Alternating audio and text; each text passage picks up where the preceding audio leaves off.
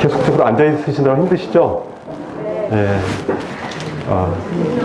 오늘은 1시를 넘지 않을 테니까 짧게, 제가 유학 전문가입니다. 그래서 유학을 잘하시니까 짧게 굵게 여러분들을 집중해 주시면 좋겠습니다. 이 세상에는 두 가지 유형의 사람이 있습니다. 성경에는 그렇게 얘기하고 있어요. 한 유형은 자연적으로 이제 태어난 사람입니다. 우리 일반적인 사람들이겠죠? 어머니 뱃속에서 10개월 동안 잉태되어져 가지고 이제 아기가 응아 하고 이제 나오겠죠? 그게 나오면서 이제 굉장히 다양한 모습으로 나옵니다. 이게 일반적으로 나오는 사람들입니다. 근데 우리가 지금 성경에서 보듯이 우리가 자연적으로 태어나는 그 사람들은 어떻습니까? 우리의 본성 자체가 아담과 하와의 그 범죄함으로 말미암아 우리가 이미 범죄한 태로, 그 아담의 그 유존한 그 범죄의 그런 본질적인 그런 태생 자체가, 본질이 죄로 물들어진 그런 태생으로 태어난다는 것입니다. 그죠? 그래서 이제 이런 첫 번째 유형이고요. 이 첫 번째 유형 같은 경우는 이제 누가 지배를 합니까? 예, 바로 이 세상의 옛뱀이라고 그러죠. 아담과 하와를 깨웠던 그 뱀이 바로 이제 하나님으로 말미암아 창조되어졌는데 거의 천사들의 3분의 1이 이 지구로 이제 쫓겨났습니다. 다시 말하면 이 지구의 대기권을 통해서 이 지구를, 공중을 권세를 잡고 있고 우리를 지배하고 있습니다. 다시 말하면 본성으로 태어난 모든 사람들은 사단 마귀의 통치를 받고 있다고 생각하면 됩니다. 그래서 모든 것들이 다 사단 마귀의 그런 유형과 그런 특성들을 가지고 있어요. 심지어 우리가 먹는 것도 어떻습니까? 예전에는 그렇지 않았는데 점점점 먹거리들도 모든 것들이 다 사단화되어지죠. 왜냐하면 먹는 것들이 자연스럽지 못하고 가공되어지고 거의 모든 것들이 비즈니스에 의해서 가공되어집니다. 그죠? 먹는 것들이 다 그래요. 우리 먹는 거 보십시오. 자연적으로 있는 것들을 먹는 것보다는 젊은이들이, 특별히 절제력이 없는 젊은이들은 가공되어지고 그런 비즈니스에 의해서 가공되어진 맥도날드라든지 뭐 여러 물건들, 그런 그 음식들, 그런 것들 보면, 그런 것들 먹다 보면 우리 몸이 이렇게 나빠지죠. 처음 하나님이 우리를 창조했을 때 그 몸이 아니에요. 그래서 그런 말미암아 우리에게 질병들이 많아지는 거죠. 우리가 거하는 집은 어떻습니까? 우리가 이럴 필요가 없는데, 이렇게 비싼 돈을 내고 우리가 살 이유가 없는데 집들이 엄청 비싸잖아요. 이것도 어느 정도 사단 마귀가 지배하고 있는 이 세상에 의해서 그러니까 지배받고 있는 거죠. 입는 옷도 마찬가지입니다. 그죠? 불필요하게 엄청난 뭐 패션 뭐 해가지고 이 세상에 온통 막 그것으로 막 발라져 있죠. 그죠? 우리가 먹고 자고 입고 하는 이런 많은 것들이 이 세상 옛뱀된 사단 마귀의 지배를 받고 있다는 사실입니다. 이것이 바로 본성적으로 태어난 모든 사람들에게 해당되는 통치 영역입니다. 두 번째는 바로 다시 태어난 사람입니다. 하나님으로 말미암아 다시금 하나님이 아담과 하와를 창조했을 때 그 시점으로 다시 돌아가는 거죠. 그래서 이제 새 사람이라고 합니다. 그것은 거듭난다라고도 표현합니다. 지난주에 우리가 말씀을 통해서 광야 가운데 그 불뱀에게 물린 이스라엘 백성들을 보게 됐어요. 그들 중에서 다양한 사람들이 있습니다. 뭐 누워있는 사람들도 있고, 야, 너 지금 불뱀에 물렸잖아. 지금 빨리 모세가 장대에다가 노뱀을 이렇게 올려놨는데 그 노뱀을 보면은 네가 살 수 있다는 거야. 복음 아닙니까? 복음입니다. 근데 사람들은 그 중에 여러 유형이 있죠. 그동안 하나님과의 관계가 제대로 됐던 사람, 아니 완전히 제대로 되지 않았어도 그래도 모세를 통해서 또 하나님의 말씀을 통해서 인도하셨던 구름기둥과 불기둥으로 인도하셨던 그 하나님, 성막을 통해서 그렇게 하나님 말씀하셨던 그 하나님을 어느 정도 들어왔던 사람들이면 그 긴박한 순간에 내가 이제 죽게 되었구나, 나는 이제 죽게 되었구나 라는 그 순간에 어떻게 합니까? 불뱀에 물려서 온몸이 괴롭고 힘들고 그랬지라도 그 장대를 향해서 기어가겠죠. 그래서 그 장대 위에 있는 그 노뱀을 보기 위해서 애를 썼을 겁니다. 근데 많은 사람들이 그렇지 않았다는 거예요. 여러분도 마찬가지입니다. 여러분들이 지금 말씀을 많이 들었지만 실제적으로 믿음이라는 것은 듣는 거에서 머물지 않습니다. 듣고 그것에 대해서 믿어야 됩니다. 듣고 그들에 대해서 나타내야 되는 거죠. 실제적으로 그것을 향해서 여러분들의 신뢰가 있어야 되는 겁니다. 그리고 그 노뱀을 향해서 나아갔던 것처럼 여러분이 나아가야 됩니다. 기존에 내가 가지고 있었던 그것은 절대로 그럴 수 없어 라는 그런 여러분들의 선입과 본성적인 그 생각들이 새로운 하나님의 말씀과 충돌해서 하나님의 말씀이 여러분의 그 본성을 이길 때, 그리고 하나님의 말씀이 여러분들의 삶을 통치할 때 여러분들이 이제 구원받게 되는 거예요. 아무리 장대 위에 달려있는 노뱀을 봐라 하면 뭐합니까? 실제로 보면 좋지? 구원 받을 거야? 그렇지, 번어게인 좋지. 그러면서 신앙생활을 오래 했지만 실제적으로 구원 받는 거하고는 다르다는 말입니다. 실제로 여러분들은 지금 만약에 여러분들이 하나님이 여러분의 삶의 왕이 되고 여러분들의 삶의 통치자가 되지 못했다면 여러분들은 구원받지 않은 거예요. 듣기만 한 거지. 여러분들은 이 세상에 사단 마귀의 통치하에 그냥 있는 거예요. 다만 내 부모님이 또 내가 지인이 교회를 다니면 그렇다더라 라고만 들었을 뿐이지. 그건 믿음이 아닙니다. 그럼 반쪽 믿음이라 할 수도 없어요. 그건 구원받지 않은 겁니다. 구원은 분명히 내 옛 본성이 이제는 나를 지배하는 것이 아니라 하나님이 지금 나를 통치하시는 완전히 새롭게 난 새로운 생명이 인 것이 바로 구원이라는 겁니다. 여러분이 새 생명 가운데서 지금 있지 않다면 그것은 구원받은 것이 아니에요.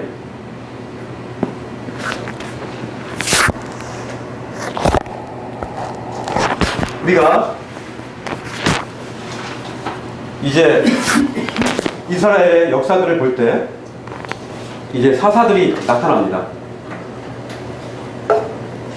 이 부분을 빨리 지나갈 테니까 여러분들 역사들이 중간에 생각해버리면 여러분들이 중간에 뭐 빠진 느낌이 들기 때문에 제가 중간에 말씀하겠습니다. 중간에 이스라엘 백성들이 이집트에 나와서 약속의 땅 가나안에 들어가까지 몇 년이 걸렸죠? 40년이 걸렸습니다. 그죠? 그 가나안 땅에 들어가지 못하고 죽은 사람들이 많이 있어요. 그죠? 의심했던 그 사람들, 청년들 빼고는 20세 이상 되는 사람들 다 죽었습니다. 그리고 여호수아라고 하는 또 갈렙이라고 하는 이런 장수들이죠. 유능한 장군들이 이제 그의 뒤를 이어서 모세의 뒤를 이어서 이제는 지휘했습니다. 이제 약속의 땅에 들어간 이후에 이스라엘 백성들이 가나안 땅에 이제 정착하기까지 여러 지파로 이제 나눠져 있죠. 야곱의 12아들의 지파가 이제 가나안 땅을 이제 차지하게 됩니다.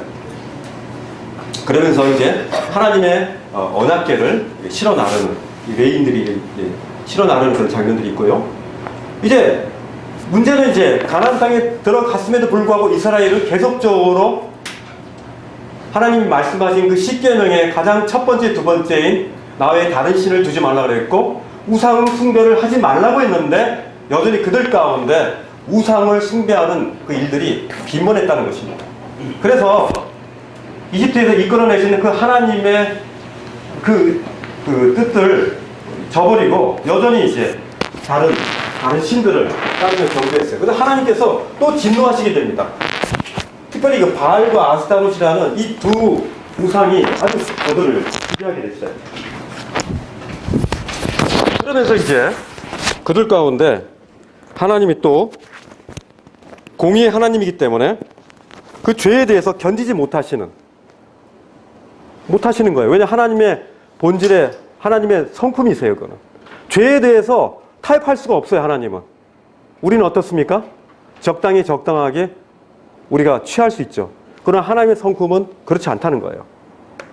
그들 가운데 이런 우상 숭배들을 하면서 이런 결과를 통해서 하나님은 굉장히 이스라엘 백성들에게 크게 분노하십니다.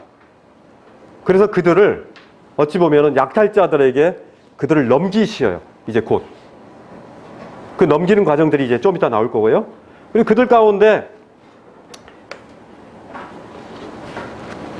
맹세하신 대로 그들을 재앙을 내리시고 약탈자들을 주셔가지고 그들에게 이제 괴로움을 주십니다. 항상 우상숭배들은 그래요.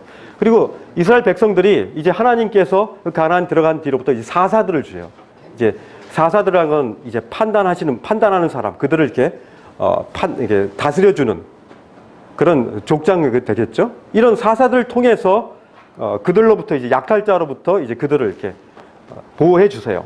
근데 문제는 이게 계속 반복되는 거예요. 이들이 이제 하나님을 배반해서 종살이를 하고 그래서 또 회개하고 하나님 살려주십시오 하고 또 어떻습니까? 또 하나님이 그거를 구원해 주시고 이런 과정들을 계속 반복해 주시는데도 불구하고 그들이 동일하게 그들이 이런 과정들을 반복한다는 겁니다. 이제 하나님은 사랑의 하나님이기 때문에 이들의 그 부르짖음을 거부하시지 못한다는 거예요. 그러면서 이제 약 300년 동안 한 15명의 사사들을 통해서 이스라엘을 다스리게 하세요. 참 이 과정 가운데 하나님이 이 성경 가운데 이것들을 보면 참 재미있죠. 여러 사사들을 통해서. 그러면서 이 사사들은 약하다. 이 사사들을 가지고 우리 이런 약탈자들로부터 우리나라를 보호할 수 없다 그러면서 이들이 요구하는 것이 바로 이 왕을 요구합니다. 이스라엘의 왕은 누구였습니까? 하나님이셨죠. 이스라엘의 몸소 이스라엘의 왕은 하나님이셨는데 하나님이 왕이 되어주실 때 가장 좋은 거 아닙니까? 근데 이들에게는 눈에 보이는 하나님이 필요했어요. 눈에 보이는 하나님. 우리도 그렇잖아요? 왠지 그 불확실의 세계 속에서 뭔가 탁 내 눈에 보이는. 그래서 인본주의 사상의 가장 특징이 눈에 보이는 것만 믿는다는 겁니다. 그죠? 눈에 보이는 것만 믿는다. 이것이 바로 인본주의의 아주 과학주의적인 그런 사고방식이죠. 지금 우리의 모든 것들이 다 그렇습니다. 눈에 보이는 것은 믿음의 근거가 약하다. 그렇게 얘기하는 거죠. 이 세상이 그렇습니다. 그로 인해서 과학이 많이 발전하고 요즘엔 뭐 바둑을 두는데 컴퓨터가 막 사람을 이겨나가죠. 과연 그런다고 할지라도 우리 인간은 아메바보다 더 조그만 세포 하나도 지금 만들지를 못해요. 그거는 그냥 컴퓨터가 빨라져가지고 그거를 많은 데이터를 집어넣었을 뿐이지 생명은 만들지 못한다는 겁니다. 조그만 세포 하나도 인간은 만들 수가 없어요, 지금도. 그렇게 만들려고 애를 썼지만은 생명을 못 만든다는 거예요. 다른 건 다 기계적인 건 만들지만 생명은 만들지 못합니다. 여기에서 과학자들은 막히는 거죠.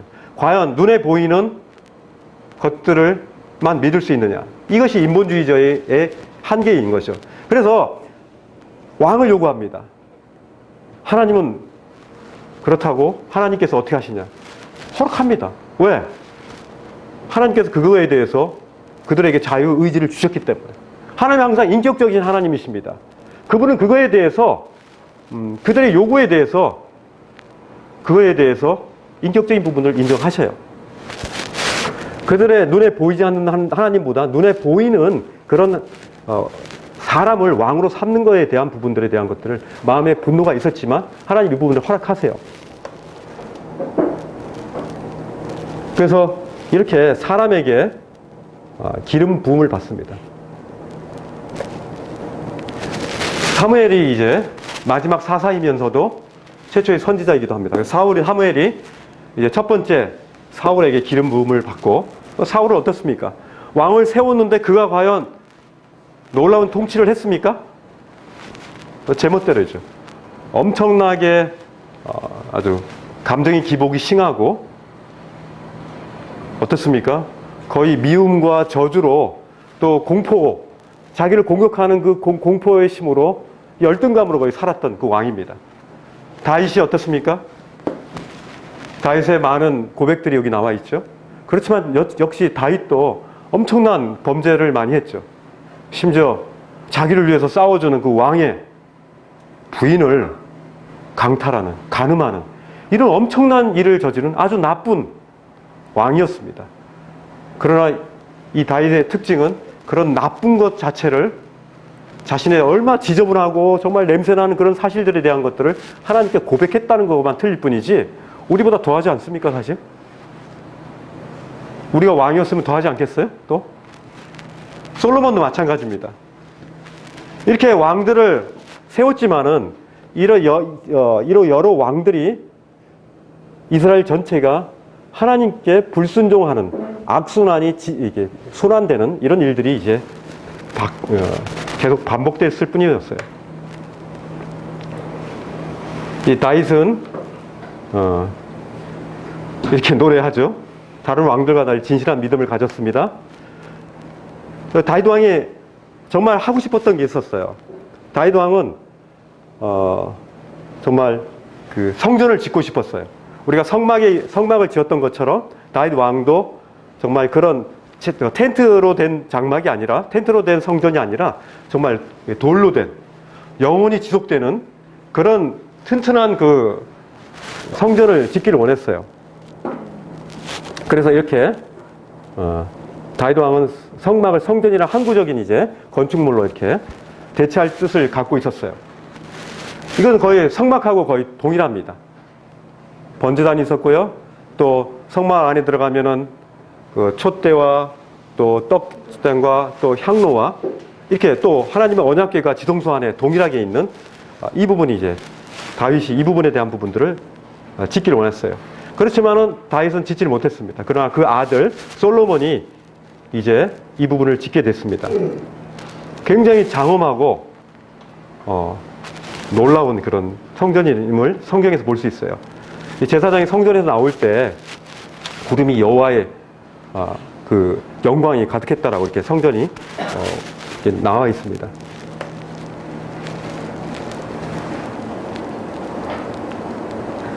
이렇게 그 다음에 솔로몬 이후에 이제 왕국이 이제 분열됩니다. 그래서 먼저 북이스라엘이 10개의 지파를 통해서 북이스라엘과 남유다가 이제 잘립니다. 그러면서 이제 남과 북이 갈리는 지금 이렇게 나눠지고요. 남쪽은 유다 쪽은 유다와 베냐민 지파인데 거의 유다 사람들이 거의 대다수의 사람이었어요. 그리고 북이스라엘은 이제 10개 지파의 왕국으로서 사마리아와 왕권 전복이 계속 반복되는 이런 나라로 됐습니다. 아까 그 히스기야 시대 때도 그 노뱀을 가지고 거의 몇백 년을 가지고 그거를 이렇게 노뱀 알죠? 광야에 세웠던 그 노뱀을 또 우상으로 해가지고 하니까 히스기야가 그거를 부숴버립니다. 그런 일들이 굉장히 어리석죠? 이런 일들 생겼고요.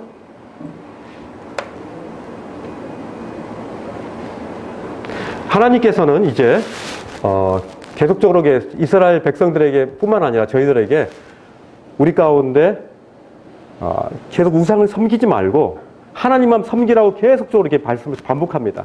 그러면서 여러분도 마찬가지예요. 입술로는 나를 가까이 하지만은 또 입술로는 따로 나를 영화롭게 한다고 하지만 실제적으로 마음으로는 멀리 하는 겁니다. 경외한다고 하지만 들은 말을 흉내내는 것. 이 이스라엘 사람들이 우리가 뭐라 할 수 없어요. 우리가 실제적으로 그것이 참 좋다, 말만 많이 하지만은 입술로만 그렇게 하나님을 경외하는 그런 일들이 계속 이스라엘 가운데 있었다는 것입니다. 선지자들의 말들을 그래서 무시하고요. 하나님께 순종하기를 거부했던 참과 거짓을 구분하지 못하고 계속적인 혼란 가운데 이스라엘이 들어가게 됩니다. 그래서 이제 하나님은 북쪽 이스라엘을 이제 아시리아라는 나라에게 이제 넘깁니다. 그래서 모든 재물들과 모든 것들 다 약탈당하도록 하면서 이스라엘이 이제 BC 722년에 이스라엘이 멸망하게 됩니다. 북이스라엘이 멸망하게 되고요. 이런 일이 생깁니다. 하나님을 제대로 섬기지 아니하고 우상을 섬기는 그런 결과들이 바로 이것입니다.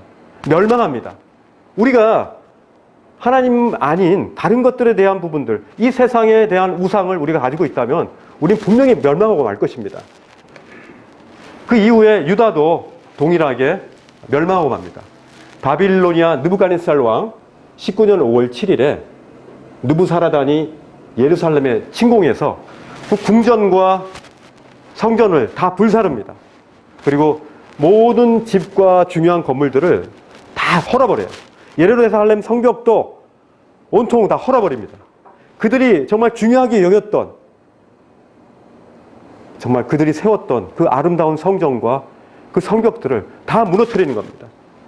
그리고 많은 사람들, 거의 대다수 사람들을 다 이렇게 데려가는, 바빌로니아로 데려가는 이런 일들이 생기는 것입니다. 이렇게 포로로 채찍을 때리면서 데리고 갔고, 끌려간 그 포로들은 이렇게 노동을, 아주 심한 노동들을 그들의 나라를 위해서, 나라를 빼앗긴, 침략받고 나라를 빼앗긴 그런 서름들을 이제 이스라엘 백성들은 당하게 되죠. 에스겔서 18장 32절에 보면은 죽을 죄를 지은 사람이라도 그가 죽는 것을 나는 절대로 기뻐하지 않는다 그랬어요.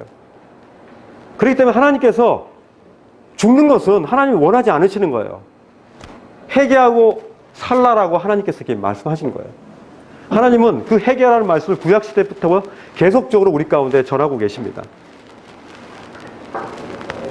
그리고 어떤 사람들이 생각하는 것 같이 하나님의 약속은 더디게 오시는 것이 아니에요.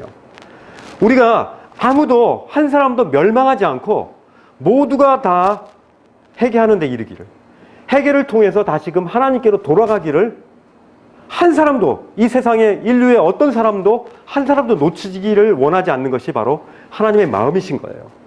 그렇죠? 근데 바빌로니아에서 이게 또 하나님께 포로로 있는 동안에 그들을 유대인이라고 그랬습니다. 왜 유대인이라고 그랬나요? 대다수의 바빌로니아로 끌려간 그 사람들이 대다수의 유다 쪽에 있던 사람들이에요. 그래서 다 유다인들이기 때문에 그들을 유대인이라고 그랬어요. 그들은 가는 곳마다 해당을 줬어요. 시나고그라 그러는데 그 해당에다가 그들은 하나님의 말씀을 나누고 예배하고 구약의 성경 말씀에 대한 것들을 서로 이렇게 나누었어요. 그래서 그들이 가는 곳마다 하나님 말씀을 나눈 거예요. 놀랍잖아요, 유대인들이. 지금도 마찬가지죠. 유대인들이 세계 곳곳에 있어도 그들의 유대인이라는 거에 대해 굉장히 자부심을 가집니다. 제가 옛날에 유대인 영어 선생님한테 한번 좀 영어 회화를 좀 배운 적이 있는데 여성이었어요. 근데 굉장히 자기가 유대인이라는 거에 대해서 자부심을 갖고 있더라고요. 그래서 자기 유대인이라고 이렇게 자신 있게 얘기하는데 유대인에 대한 그 자부심이 대단합니다. 바벨론에 풀려간 이 유대인들도 이렇게 놀라운 자부심을 가지면서 비록 그들이 나라 없는 백성이지만 그들은 유대인으로서 자부심을 굉장히 가졌어요. 그래서 이렇게 바벨론의 스룹바벨 때 성전 재건을 위해서 한번 왔고요. 느헤미야 시대 때 또 성벽 재건 때 왔습니다. 에스라 시대 때 또 성경을 복원하는 이런 일들을 했고요. 백성들이 이제 그때 회개가 있었습니다. 에스라 가운데 이런 일이 있었고요. 이거 자세히는 얘기하지 못하지만 이렇게 한번 쭉 이렇게 제가 말씀했듯이 연대기의 성경 공부는 이렇게 이런 일들, 큰 일들이 있었던 이야기들을 스토리 위주로 한번 쭉 지나가는 부분이 있습니다. 그래서 여전히 반복되는 하나님의 그 사람들의 범죄에 대한 부분들에 대해서 하나님 회개를 촉구하고 있습니다. 근데 이스라엘에 암흑기가 있습니다. 이 부분들을 생략하려다가 지금 빨리 지나가겠습니다. 이스라엘이 하나님이 침묵하는 기간이 있었어요. 바로 페르시아와 그리스와 로마의 지배가 계속적으로 있었습니다. 이제 그들에게 더 이상 하나님께서 선지자를 주지 않았어요. 거의 4세기 동안, 400년 동안 거의 침묵의 시간이 지속됐습니다. 이때는 하나님의 성경도 적혀지지 않았어요. 말라기서를 끝으로 거의 400년 동안 하나님의 말씀이 적혀지지 않았습니다. 하나님이 침묵하셨습니다. 왜 침묵하셨습니까? 그 이유가 나옵니다. 바로 정치적으로는 먼저 페르시아가 이제 그때 그 400년의 기간이 끝났고 바빌론 이후에 페르시아가 지배하게 됐고요. 그 다음에 그리스가 이제 지배를 하면서 그 다음에 이제 마카비 정국이 이제 태어납니다. 이스라엘에. 그 이후에 또 로마가 이제 지배하는 이스라엘 중심으로 해서 이스라엘을 나라 없는 서름을 가졌지만은 계속 통치자들은 바뀌는, 통치하는 나라는 바뀌는 이런 일들이 생깁니다. 언어도 이제 히브리어에서 이제 그리스어인 이제 아람어하고 그리스어로 이제 이렇게 바뀌는 언어의 변화도 일어납니다. 이러면서 이제 페르시아가 이제 BC 538년부터 페르시아가 이제 통치하는 기간이 됩니다. 예루살렘으로의 귀환. 성전을 재건하고요. 예루살렘 성벽을 재건하고 율법을 재건합니다. 정경을 완성하고 해당에서 모이고 랍비도 모이고 이렇게 그 이후에 그리스가 통치하면서 알렉산더 대왕이 이 역사의 무대에 돌아서면서 이제 세계를 통일하면서 그 과정 가운데 헬레니즘 문화가 등장합니다. 그래서 그때 이제 그리스어가 공용어로 사용하게 됐고요. 알렉산더 제국이 이제 분열하고 이제 이런 마카비 혁명이 발생합니다. 이러면서 이제 사두개인들이 그리스 문화를 이제 혼합되면서 그리스 문화의 특징이 뭡니까? 그리스 문화의 특징은 이제 어찌 보면 인본주의 사고가 나온 거죠. 눈에 보이는 것만 믿는다. 그래서 사두개인들이 부활이라든지 이런 걸 믿지 않아요. 기적을 믿지 않아요. 사두개인들은. 그래서 성경에 눈에 보이지 않는 어떤 영적인 그런 부분에 대한 것을 다 빼요. 그래서 이런 사두개인들이 등장합니다. 그들은 이제 돈도 많고요. 정치적인 그런 세력들도 가진 채 이제 그리스의 그런 권력자들과 함께 연합해서 이 사두개인들이 이제 활동하기 시작합니다. 이들은 굉장히 통치를 받는 입장이지만은 물질적으로나 정치적으로 굉장히 영향력이 있는 이스라엘 가운데 있는 그런 사람들이었습니다. 그러나 하나님의 말씀을 빼는 역할을 했기 때문에 굉장히 위험한, 하나님의 말씀에 아주 위험한 그런 사람들이었죠. 그 다음 마카비 통치가 있었습니다.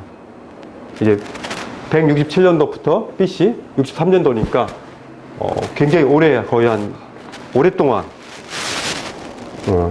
유다 마카비라는 사람이 일어나가지고 그들이 지도자가 돼서 독립의 시대를 삽니다. 이렇게 그건 지나가고요. 근데 그러면서 이제 바리새파 사람들이 좀 생기는데요. 바리새파 사람들은 또 거꾸로죠. 그들의 율법을 오히려 사두개인들은 더 뺐지만은 그들의 율법을 십계명이라든지 그런 율법들을 오히려 더 보호하기 위해서 오히려 더 많은 율법을 거기다 더하게 됩니다. 그래서 성경이 아닌 성경 외의 것들을 오히려 더 덧붙이는 그런 일들이 생기게 됩니다. 그래서 종교적 열정으로 모세의 율법에다가 다른 법과 규례를 더하는 이런 일도 생깁니다. 로마의 통치가 있었고요. 이것들을 하려면 너무 시간이 걸리기 때문에 지나가겠습니다. 그래서 마카비 통치 아래 있었는데 이제 로마의 이제 폼페이 장군이 이제 예루살렘에 이제 BC 67년에 이제 입성합니다. 그러면서 이제 폼페이 장군이 이제 이스라엘을 이제 지배하게 되는 그런 일들이 생기게 됩니다. 그래서 그들은 로마 사람의 특징은 그들의 세금만 잘 내고 그들의 말을 잘만 들으면은 그들의 종교라든지 그들의 정치까지도 관여하지 않아요. 세금만 잘 내고 말만 잘 들으면 됩니다. 그래서 로마가 가는 곳에 그들의 문화를 심는 부분에 있어서도 아주 부드럽죠. 그렇게 탄압을 하진 않았어요. 그래서 각각 자기들이 속국 가운데 평안한 어떤 속국이 되기를 원하는 마음들이 로마 시대에 있었습니다. 이렇게. 그러나 하나님의 말씀의 마지막 우리 구약 시대에 말라기서에 보면은 여기 보면은 하나님이 특사를 보내겠다 그러거든요. 특사. 특별한 사명을 가진 사람을 보내겠다고 했는데 그가 나의 길을 닦을 것이다. 이게 누굽니까? 이제 새 침례 요한이 이제 등장합니다. 이제 침례 요한에 대한 부분들을 이제 말라기에서에서 말씀하고 있습니다. 그러면서 이제 한 아기가 우리에게 낳는데, 또 이사야 9장 6절에 우리가 한 아들을 얻을 것이다. 그는 우리의 통치자가 될 것이다. 근데 그 통치자는 기묘자, 그 다음 모사, 전능하신 하나님, 영존하신 아버지, 평화의 왕이라 불릴 것이라면서 미리 우리의 메시아에 대한 이 예언을 이렇게 구약에서 말씀하고 있는 것입니다. 예, 하나님 약속대로 요한과 침례 요한과 예수 그리스도가 이제 탄생하는 부분이 이제 나올 것입니다. 이렇게 엘리사벳하고 사가랴를 통해서, 사가랴가 이제 남편이고요, 엘리사벳이 부인인데 나이가 많이 들은 사람이었지만은 그들에게 자녀가 없었어요. 그러나 하나님께서 먼저 이 엘리사벳과 사가랴에게 아이를 줍니다. 그러면서 요한이 태어나죠. 그러면서 아들이 태어날 것들에 대해서 아들을 낳을 것이다 라고 얘기하면서 그 이름을 요한이라고 이렇게 얘기했습니다. 이 요한이 왜 중요하냐면은 침례 요한을 통해서 우리 가운데 예수 그리스도가 바로 나실 거에 대한 부분들을, 침례 요한하고 예수 그리스도하고 한 약 6개월 정도 차이로 출생이 달랐거든요. 그러면서 이제 침례 요한에 대해서 주님을 맞이할 준비를 갖추게 할 거기 위해서 침례 요한을 보냈다는 것에 대해서 하나님 말씀하고 있습니다. 제가 빨리빨리 하니까 잘 보셔야 돼요. 연대기적으로 시간 순으로 이렇게 하는 부분에 대해서 구멍이 날까봐 제가 일부러 이 얘기는 생략하지 않았어요. 그러면서 이제 아까 말라기 3장 1절에 얘기한 침례 요한에 대한 부분이 있고, 엘리사벳이 임신해서요, 그 다음 마리아에게, 그건 이제 침례 요한 부분이고요. 이제 마리아에게 천사가 나타났습니다. 이제 침례 요한에게 나타났던 그 천사가 이제는 갈릴리 지방 나사렛이라는 동네에 요셉이라는 사람과 약혼한 처녀에게로 갇힙니다. 그 처녀의 이름은 마리아였습니다. 천사가 그 안으로 들어가서 마리아에게 읽었어요. 주께서 너와 함께 하신다면서 이 마리아에게 나타났어요. 만약에 여러분 가운데 이런 일이 생기면 어떨까요? 굉장히 범하겠죠. 그죠? 굉장히 놀라운 일이 생긴 거예요. 이렇게. 그러면서 마리아에게 이렇게 얘기합니다. 두려워하지 말라. 넌 하나님의 은혜를 입었다. 내가 잉태하여 아들을 낳을 것이니 그의 이름을 예수라 하라. 놀랍지 않습니까? 마리아는 아직 정혼은 했지만은 약혼만 했지 결혼한 여자가 아니에요. 그런데 잉태한다고 그랬습니다. 많은 사람들이 이거는 인본주의자들이라든지 믿을 수 없는 일이에요. 어떻게 남자를 대하지 않고 어떻게 잉태를 할 수 있습니까? 이건 놀라운 것입니다. 하나님께서 그렇게 계획했습니다. 왜냐하면 아담과 하와의 후손, 다시 말하면 인간의 후손으로 낳는다는 것은 죄의 본성을 가지고 있는 채로 낳기 때문에 그런 존재로서는 우리의 죄의 문제를 해결받을 수 없는 거예요. 그죠? 그래서 태어날 그 분에 대해서 이렇게 얘기하십니다. 가장 위대하고 가장 높으신 분의 아들이다. 누굽니까? 하나님의 아들이라는 거죠. 그죠? 그 다음에 하나님께서 그에게 조상 다윗의 왕위를 주실 것이다. 이 유대인들에게 있어서 아브라함이라든지 이 조상 다윗에게 이런 왕위는 대단한 것입니다. 그죠? 근데 영원히 야곱의 집을 다스리고 그의 나라는 무궁할 것이다. 이건 유대인들에게 있어서 가장 최고의 것을, 가장 존귀한 분이라는 것에 대해서 말씀하고 있는 겁니다. 그러면서 마리아가 나는 남자를 알지 못하는데 어떻게 이런 일이 있겠습니까? 하면서 천사가 마리아에게 얘기해요. 그 다음에 성령이 내게 임한다. 그 다음에 가장 높으신 분의 능력이 너를 감싸며 태어날 아기는 거룩한 분이다. 태어날 아기가 거룩한 분이라는 거예요. 놀랍지 않습니까? 그리고 하나님의 아들이라 불릴 것이다. 하나님의 아들, 거룩한 분. 이 태어날 아기에 대한 아기가 그렇다는 거예요.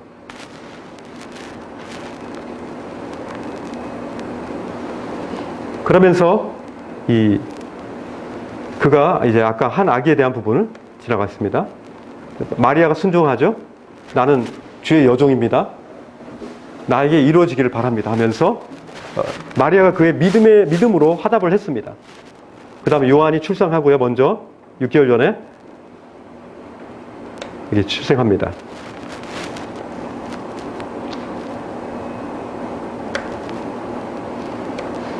그 다음에 요셉에게 이렇게 나타납니다. 요셉은 이제 굉장히 의로운 사람이었어요. 다시 말하면 성경에서 의롭다고 이렇게 착한 사람이라고 얘기했습니다. 약혼자에게 부끄러움을 주지 않으려고 가만히 파혼하려고 했습니다. 이스라엘 그 당시에 이 약혼, 정혼했다는 것은 이건 지금 우리의 약혼보다 훨씬 더 한 겁니다. 왜냐하면은 그 당시에 이 약혼, 정혼했다는 것은 다시 이혼 증서를 내야 되는 입장이에요. 그 당시엔 그래요. 지금 약혼하고 달라요. 그 당시에 이 정혼했다, 약혼했다는 것은 그건 이미 결혼한 것과 동일한 것 같습니다. 다만 같이 살지만 않는 것 뿐이지 거의 결혼한 것과 동일한 겁니다. 그렇기 때문에 만약에 그걸 파혼한다면 이혼 증서를 줘야 되는 거예요. 그런데 마리아 남편 요셉은 가만히, 아니 나하고 같이 살지도 않는데 배가 이렇게 불러가는 그 여자를 보면서 요셉은 얼마나 괴로웠겠습니까? 그렇죠? 나 아닌 다른 남자와 이런 잠을 잤다라는 그런 생각이 얼마나 많이 이렇게 들었겠어요. 그러나 그를 위해서 하나님은 또 천사를 보이냅니다. 그러면서 다윗의 자손 요셉아, 다윗의 자손을 통해서 바로 태어날 것들을 말씀하셨죠. 두려워하지 말고 마리아를 내 아내로 맞아들이라. 그 몸에 잉태된 아기는 성령으로 말미암다 그래요.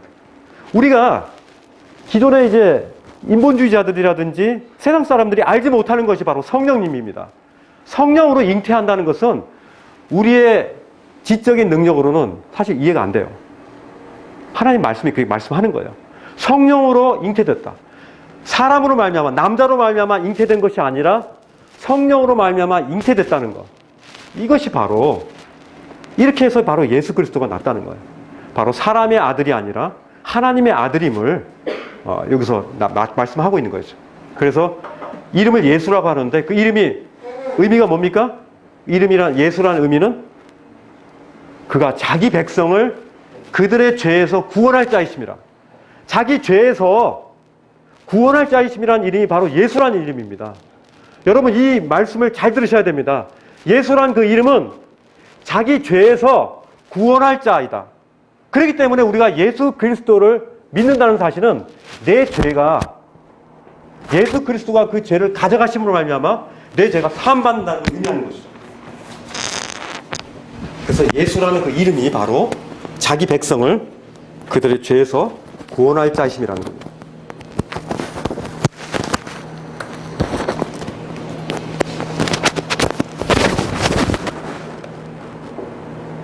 또 마태복음 1장 22절에 임마누엘이라는 말씀이 나옵니다.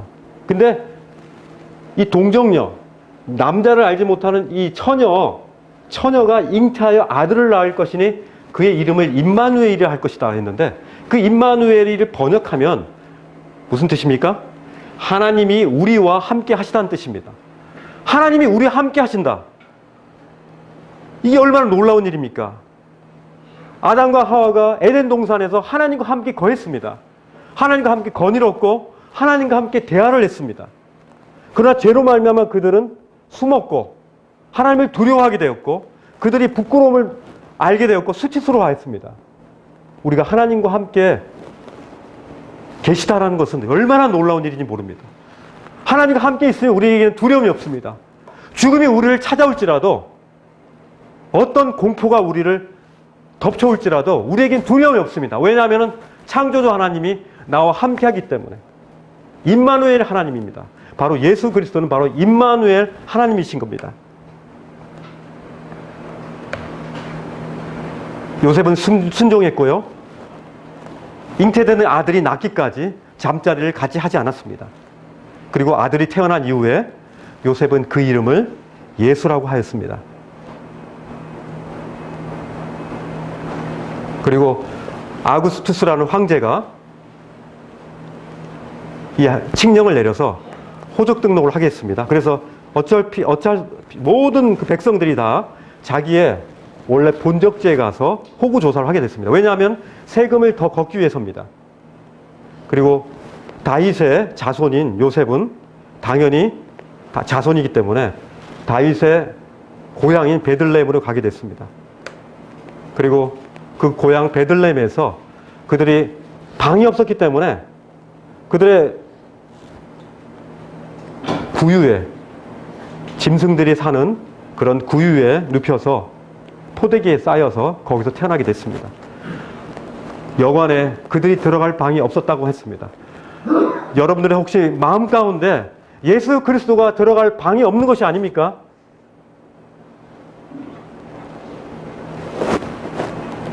세상은 예수 그리스도가 오는 것을 그렇게 환영하지 않았습니다. 왜냐하면 이 세상 주관자는 바로 사탄 마귀이고 사탄 마귀는 예수 그리스도를 수용하는 걸 싫어합니다. 어떻게든지 거부합니다.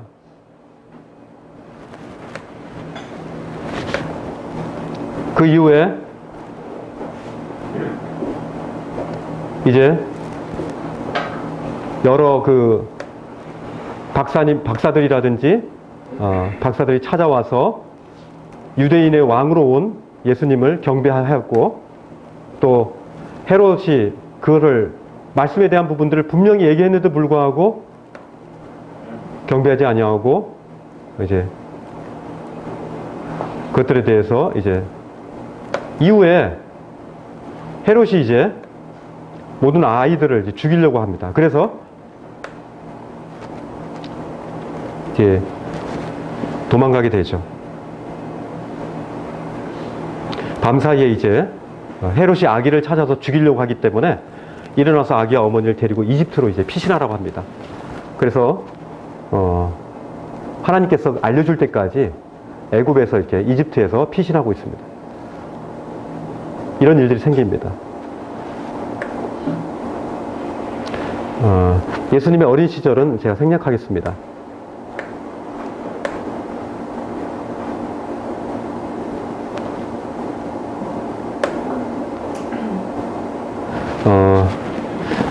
오늘 말씀을 이제 마무리를 지어야 되겠습니다. 우리가 참 아까 제가 두 종류의 사람을 얘기했지 않습니까? 본성으로 어머니 뱃속에 본성으로 태어난 사람과 새로 구원받은 새 생명으로 태어난 사람, 다시 한 번 더 태어난 사람, 이 두 사람의 유형이 있는데 과연 여러분들은 어디에 속하십니까? 많은 사람들이 나는 어느 정도의 죄인이야 라고는 인정합니다. 그런데 나는 구제불능의 죄인이라고 자기를 여기지 않습니다. 나는 정말 죽을 수밖에 없는 절대 정말 구제불능한 그런 죄인이라는 사실들을 알지 못하고 나는 어느 정도의 죄인이야. 나는 가끔 보면은 괜찮은 사람이야. 그러면서 자기 자신이 어느 정도의 희망이 있다라는 식으로 자기 자신을 이렇게 두둔합니다. 그런 사람은 구원받을 수 없습니다. 우리 주님은 병든 자에게 정말 나는 죽을 수밖에 없다. 나는 정말 쳐다보지 않으면, 나는 정말 그 병원에 가서 내가 치료받지 않으면 난 죽을 것이다.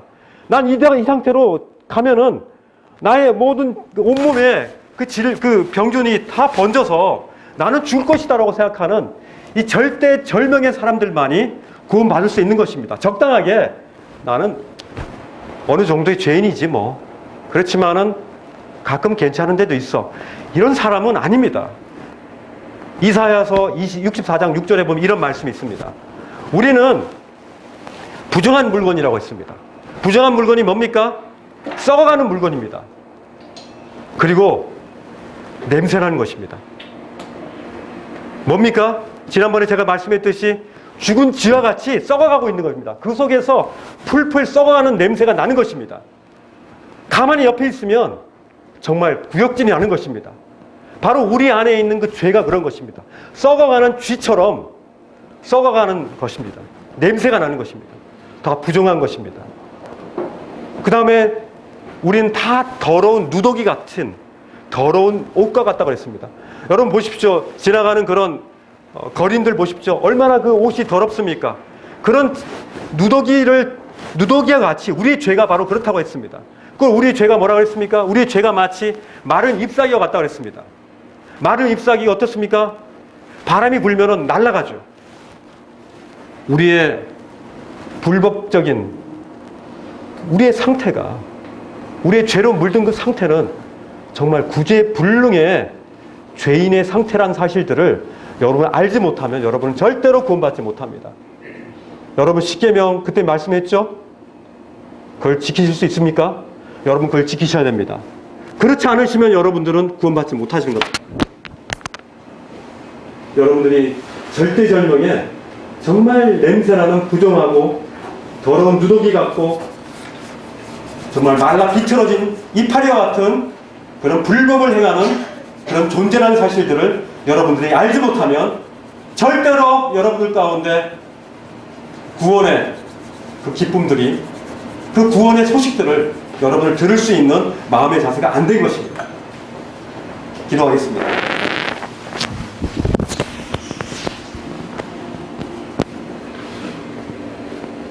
귀하신 주님, 오늘 이 시간 제가 얼마나 참 부정한 참 물건 같으며 얼마나 우리가 더러운 누더기 같은 그런 죄악으로 가득 찬 자이며 마른 잎사귀 같이 참 이 불법을 행하는 이 바람들이 우리를 휘감으며 언제나 우리는 생각할 때마다 우리 자신과 이 더러운 이 죄에 대한 부분들을 곱씹으며 우리가 사는 것이 많은 것들을 이 시간 우리 자신의 모습들을 주님 앞에 고백드립니다. 우리가 그럭저럭 적당한 죄인이라는 사실들을 시인하며 그럭저럭 살고 있는 우리 자신의 모습들을 주님 앞에 내려놓습니다. 우리는 정말 하나님 앞에 구제불능의 죄인이라는 사실들을 주님 앞에 고백드립니다. 우리는 정말 우리 스스로가 또 하나님이 우리를 보실 때 절대 구제불능한 그런 더러운 죄인임을 우리가 알게 해주셔서 우리가 이 상태에서 더 이상 머물지 않도록 도와주시고 이 상태에 이 냄새나고 더러운 이 썩어가는 이 상태로 그대로 있지 않도록 우리를 구원해 주시기를 의탁을 드립니다. 우리를 불쌍히 여기주셔서 우리 가운데 우리를 건져주시기를 주님 앞에 의탁을 드립니다. 참 이번 한 주 가운데 이것들을 깊이 고민하게 하여 주시고 주님의 은혜 가운데 이 사실들을 계속 묵상할 수 있도록 인도하여 주옵소서. 주님의 은혜가 필요합니다. 우리 가운데 주님이 은혜를 내려주시기를 의탁드리옵니다. 예수 그리스도의 이름으로 기도드렸습니다. 시간이 좀 지났는데